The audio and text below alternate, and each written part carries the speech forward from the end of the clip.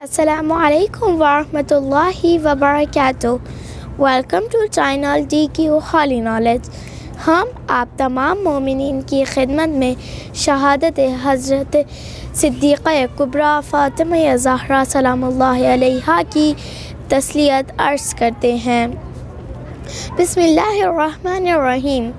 اسلام کی تنہا ایسی خاتون جو عصمتوں کے دائرے میں اس طرح رہی کہ والد حضرت محمد مصطفیٰ صلی اللہ علیہ وآلہ وسلم، شوہر حضرت امیر المومنین علی بن ابی طالب علیہ السلام، فرزند اکبر حضرت امام حسن مجتبیٰ علیہ السلام، فرزند اصغر حضرت امام حسین علیہ السلام۔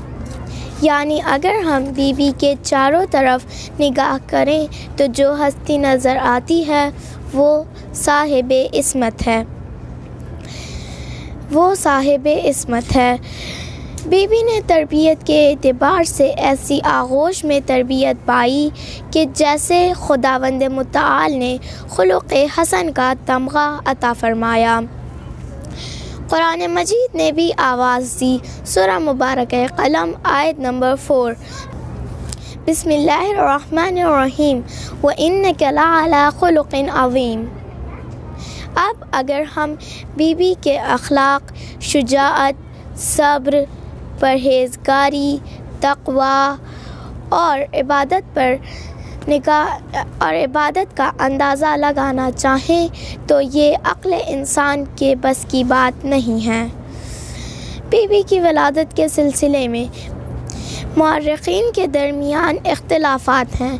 میں آپ کی خدمت میں کتاب کافی سے بیان کرتی ہوں۔